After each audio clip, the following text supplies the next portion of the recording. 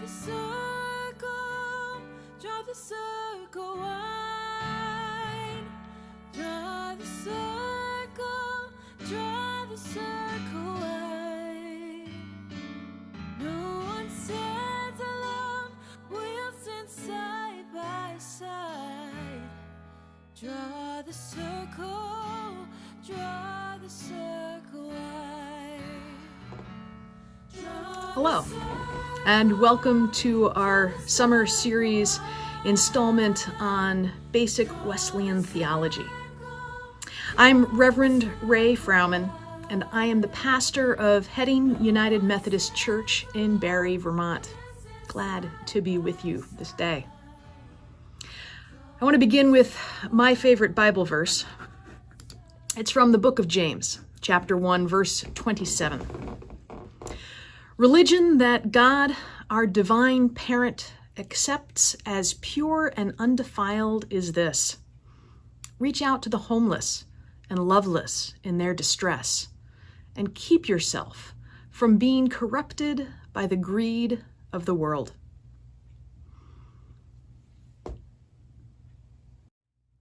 Today we're going to talk about the basic theological construct of the Wesleyan tradition. There are 4 points.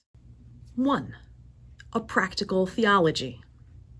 2, two kinds of holiness, personal and social. 3 types of grace, prevenient, justifying, and sanctifying.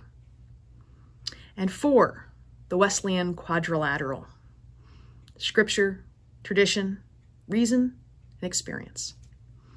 So let's get started. 1, practical theology.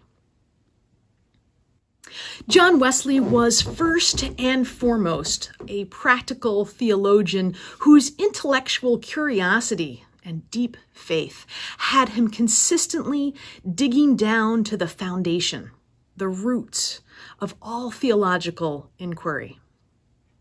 How did each particular theological point play out in the real world, with real people, specifically the people at the margins, the least of these?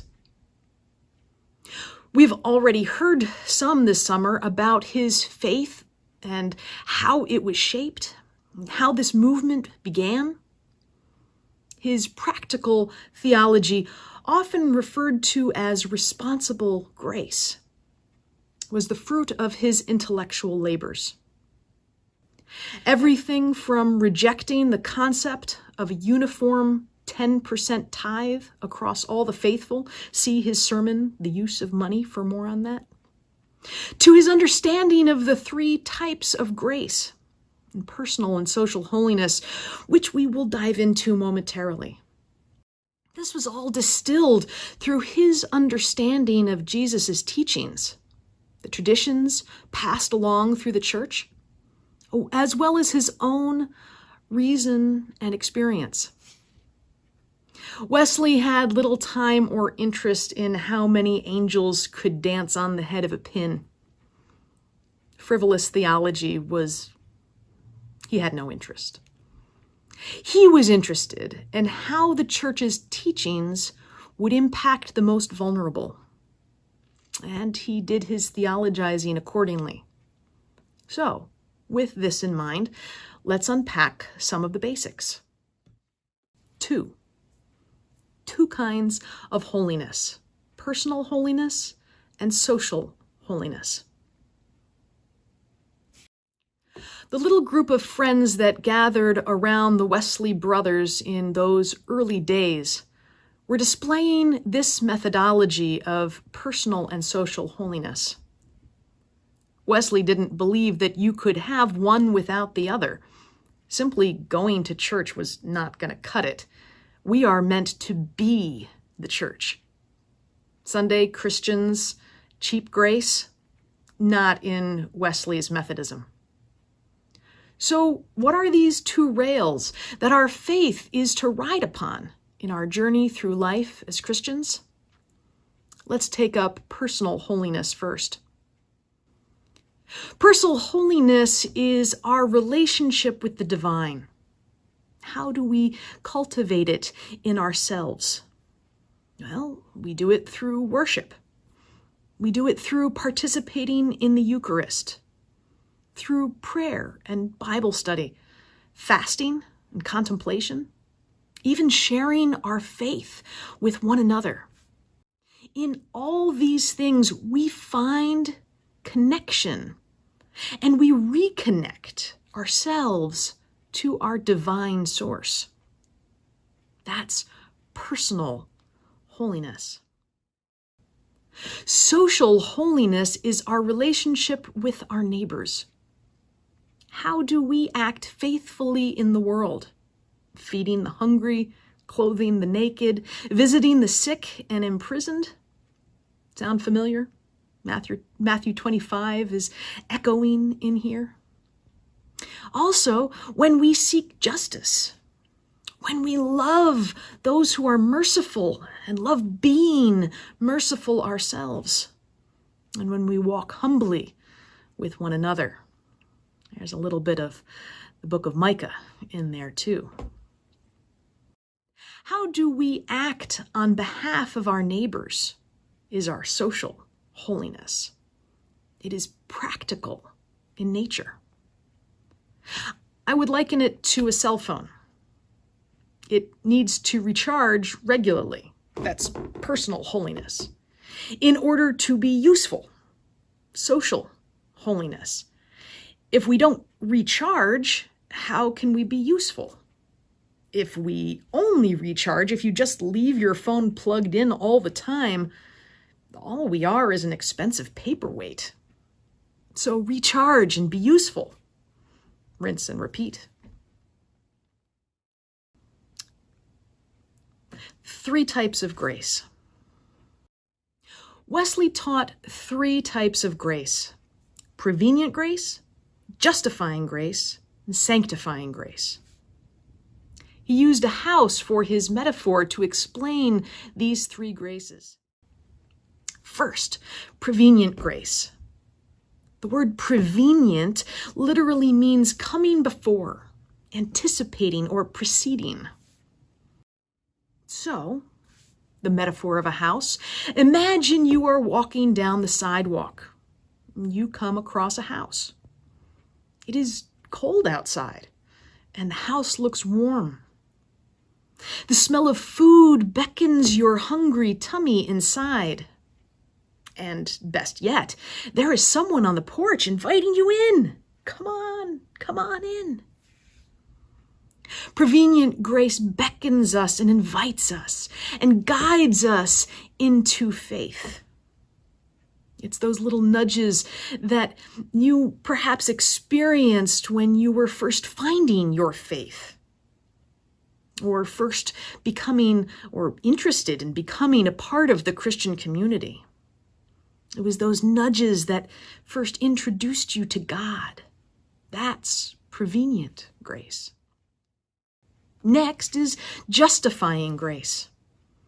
Justifying grace happens when we step over the threshold, or better yet, it is the welcome that God gives us upon our entering the house.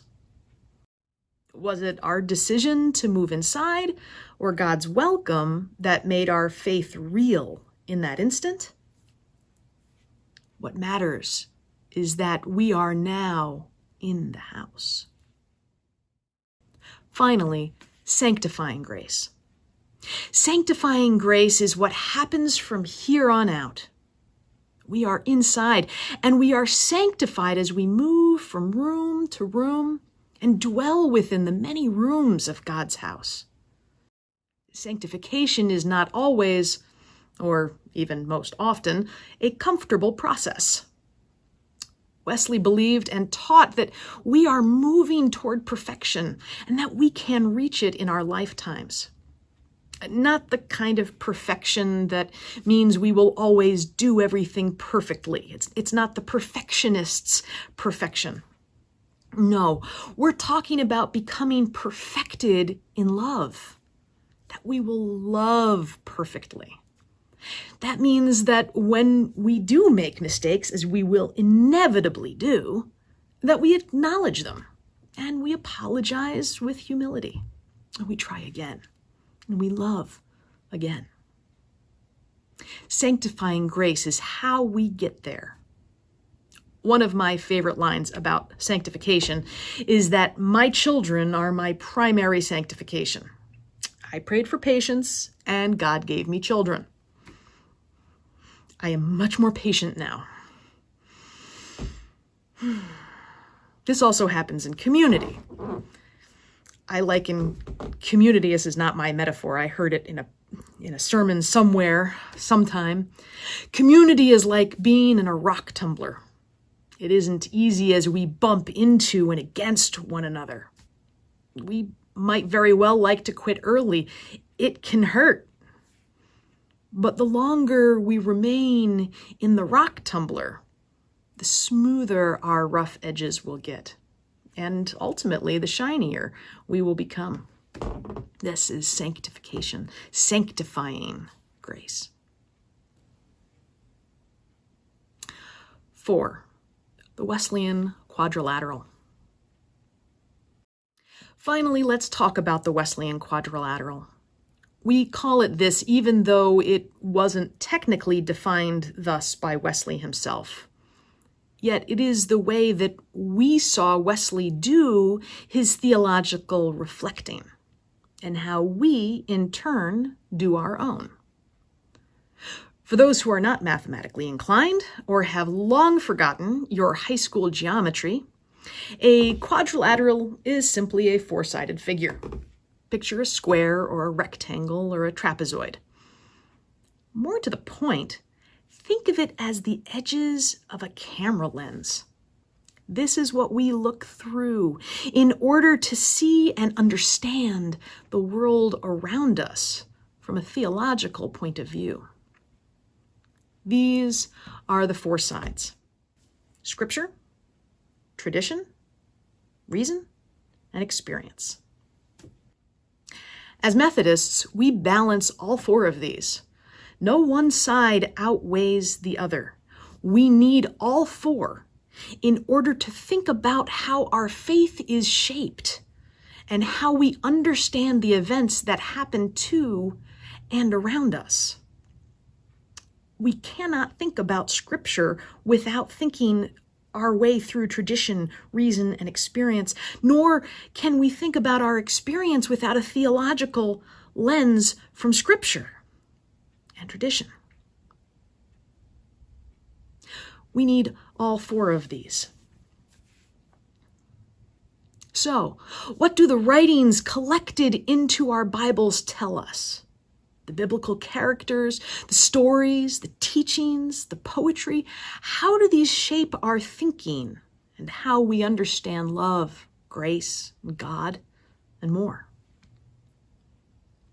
2, what traditions within the church help us to understand who we are and how we are to be in the world? How are we building upon the scaffolding of our ancestors? Those who lived and challenged one another and found life in the faith traditions that led us to where we are today. 3, we are to love God with our heart, soul, mind, and strength, right? The mind is in there. What do our minds, our reason, our own intellectual work guide us to? As thinking creatures made in the image of God, how do our own reflections on the world around us help us better understand our faith? What experiences have we had that shape our faith? Have we encountered God in an intimate moment? Have our personal struggles shaped our theology? Absolutely. Undeniably. We have an experiential faith. As we continue to look into the future of what Methodism may become, we take these foundational traits with us. Practical theology, 2 kinds of holiness, personal and social, 3 types of grace, and the Wesleyan Quadrilateral. How will you put them into practice in your own life?